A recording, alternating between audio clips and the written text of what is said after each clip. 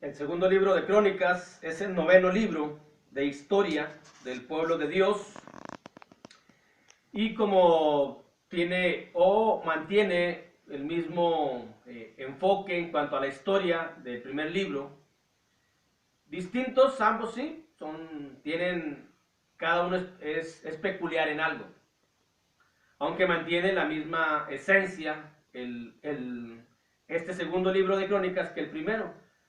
En este segundo libro de Crónicas se enfoca en el reinado de Salomón y luego en todos los reyes de Judá.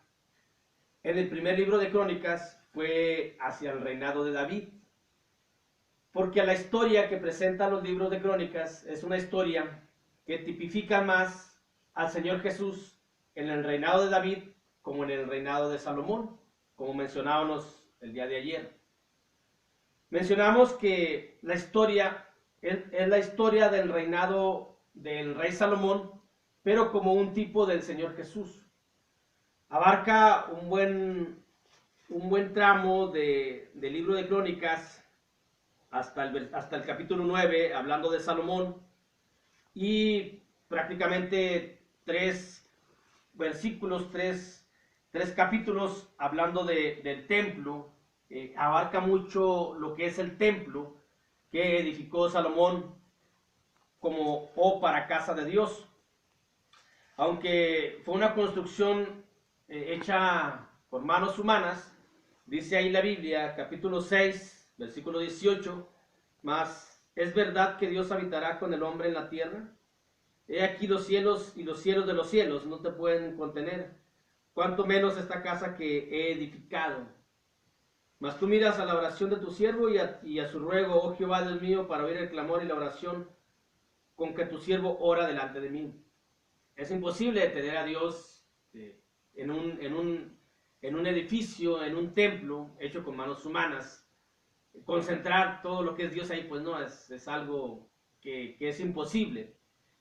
Tan es imposible, tan aquellos que practican otra religión, donde a través de algo tan pequeño, de un niño, suponiendo que Dios está ahí, si Dios no estuvo en la grandeza del templo que construyó Salomón, porque no se puede contener a Dios ahí, no se puede estar todo lo que es Dios ahí. Dios está en todas partes, es omnipresente, mucho menos en algo que de forma, como se burlan de Dios, cómo no ven la magnificencia de Dios, el poder de Dios, el todopoderoso es Dios. Y es imposible que se manifieste o que esté en algo tan pequeño, es algo irrisorio lo que hace el mundo hacia la divinidad de Dios. Lo que nos presenta esta historia es en la edificación del templo, es el esmero, la dedicación que empleó Salomón para edificarle la casa a Dios, la casa terrenal a Dios. Del capítulo 6 en adelante dice la dedicación del templo, y la dedicación del templo, que es la oración que ya hemos mencionado ya, prácticamente son 2 capítulos extensos, donde a través de esa oración Salomón está dedicando, está ofreciéndole a Dios una casa. Como es una historia que tipifica al Señor Jesucristo, que nos enseña algo de lo que el Señor Jesucristo vino a hacer aquí en la tierra, Salomón edificó una casa hecha por manos humanas. Jesucristo edificó una casa para que Dios morase con los creyentes de toda la tierra, no una casa hecha con manos humanas, sino una casa espiritual. Convirtió a aquel ser humano pecador, lo limpió, lo purificó, lo hizo santo, de modo tal que aquellos grupos, aquellos santos que se reúnan en un lugar, sin importar que sea edificio, puede ser en una casa, puede ser al aire libre, donde sea, esa es la casa que edificó Jesucristo. Y así como Salomón le dedicó en el segundo libro de Crónicas gran tiempo a hablar de la hermosura del templo, también Jesús se dedicó en el tiempo que estuvo aquí en la tierra a edificarle la casa a Dios, pero una casa espiritual, una casa santa, una casa donde Dios pueda morar en el creyente de una forma que se sienta él en un lugar muy parecido a lo que es el cielo, porque Jesús ha purificado aquella alma obediente, Jesús ha limpiado de pecado aquella alma obediente, y con esa limpieza y con esa purificación y con el perdón de pecados a través de su sangre preciosa y divina, es que ese lugar que vino a construirle a Dios, a Jehová Dios, para que morase, permanece aún así. Dice la primera carta de Pablo a los Corintios, capítulo 3, versículo 16 y 17. ¿No sabéis que sois templo de Dios y que el Espíritu de Dios mora en vosotros? Si alguno destruyere el templo de Dios, Dios le destruirá a él, porque el templo de Dios, el cual sois vosotros, santo es. Y aquí se refiere a lo que es la congregación, a lo que es la iglesia, pero también el templo de Dios es cada creyente. Cada creyente en sí mismo, Dios mora en este creyente. Dios mora en el alma del creyente, la que ha sido limpia, la que ha sido pura por la sangre preciosa del Señor Jesucristo. Por ello la historia del libro de Crónicas, del segundo libro de Crónicas, como tipo del Señor Jesús, del reinado de Salomón, es un tipo del reinado de Jesús que se ha encargado y se ha dedicado y se ha esmerado en construirle una casa espiritual a Dios. Dice la primera carta de Pablo a los Corintios, capítulo 6, versículo 19 y versículo 20. ¿O ignoras que vuestro cuerpo es templo del Espíritu Santo, el cual está en vosotros, el cual tenéis de Dios, y no sois vuestros? Porque habéis sido comprados por precio. Glorificad pues a Dios en vuestro cuerpo y en vuestro espíritu, los cuales son de Dios.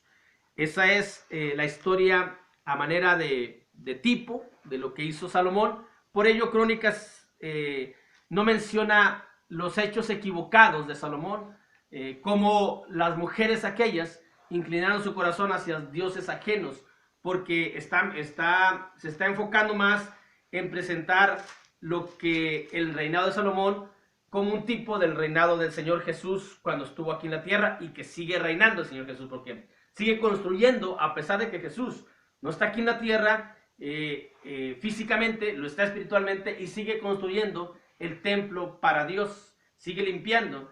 La sangre preciosa, su sangre preciosa sigue estando activa, y aquella alma que sea obediente la va a limpiar y la va a purificar para convertirlo en un templo para Dios. Luego, a partir del capítulo 9, por ahí del versículo 29, nos menciona la muerte de Salomón. Y luego del capítulo 13 en adelante, viene toda la historia de los reyes de Judá. El enfoque es en cuanto a los reyes de Judá. Desde el capítulo 13 hasta el capítulo 36 nos viene mencionando el reinado de Abías, de Asa, de Josafat, de Joram, de Ocosías, incluso de Atalía, que reinó por 6 años, usurpando obviamente el lugar que no le correspondía. Atalía, su hijo Ocosías, cuando muere su hijo Ocosías, tenía que ser un descendiente de Ocosías. Y lo que hizo Atalía fue matar a todos los de la familia, pero alguien escondió a Joás por 3 años, y cuando ya tuvo la edad suficiente, entonces Joás ocupó el lugar de Atalía, que de una forma engañosa y mañosa había reinado y reinó sobre Judá. Joás, y luego Amasías, y luego Azarías, Jotam, Acaz, Ezequías, Manasés, Amón, Josías, Joacás y Joacim. Y ya cuando en los días de Joacim es cuando empieza a ser llevados por los babilonios 3 veces, a través de, en los días de Joacim, en los días de Joaquín y en los días de Sedequías, fue cuando fueron llevados cautivos hacia Babilonia. Eso lo encontramos en el capítulo 36, del versículo 5 hasta el versículo 16. Primero Joacim, y luego los de Joaquín, y luego en el reinado de Sedequías, y es donde después viene la cautividad de Judá. Y el enfoque es nada más hacia el reino de Judá. Ya el segundo libro de los Reyes se enfoca más en el reino de Israel, o en el reino del norte.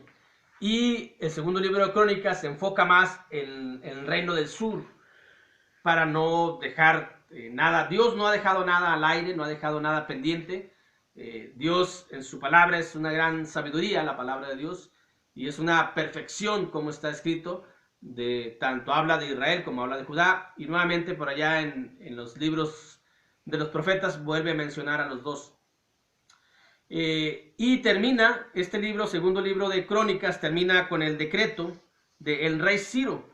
El rey Ciro fue un rey persa, de los persas, de los medos persas, que cuando lleguemos por ahí al libro de Daniel vamos a ver por qué Ciro, siendo rey medo persa, decreta la liberación o la libertad o el regreso o el retorno de los judíos del pueblo de Judá hacia Jerusalén nuevamente, si fueron llevados por Babilonia, por el rey Nabucodonosor.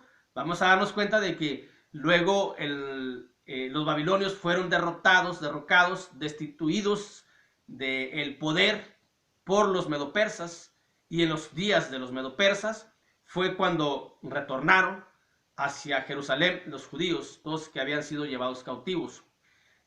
Así termina el segundo libro de Crónicas con el decreto de Ciro, y así inicia el libro de Esdras con el mismo decreto. Están muy bien compaginados, termina el uno y el otro inicia. Es como si fuera un solo libro. De hecho, se cree la tradición, la tradición judía, hablo de la tradición judía, pone o sitúa a Esdras como el escritor de los libros de Crónicas, tanto el primero como el segundo. Y así como termina el segundo libro de Crónicas, así inicia el libro de Esdras.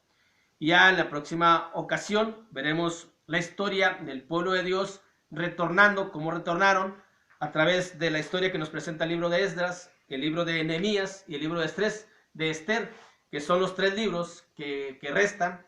Esther, porque quise decir tres al mismo tiempo, las dos palabras. Tres libros son los que restan de los 12 libros de historia. Y la historia del pueblo de Dios termina con la espera del Mesías, del Salvador, del Señor Jesucristo. Pero eso lo veremos un poco más adelante en el estudio de la palabra de Dios, que es algo fascinante, es algo emocionante conocer la historia, cómo fue el pueblo de Dios en la antigüedad, para que en la actualidad no cometamos los mismos errores y vemos la gran misericordia de Dios, la gran paciencia de Dios, el gran amor de Dios, la bondad de Dios para todos aquellos que queramos ser parte de su pueblo, que queramos ser obedientes, que queramos ser limpios y redimidos por la sangre preciosa de nuestro Señor y Salvador Jesucristo. Dios les bendiga.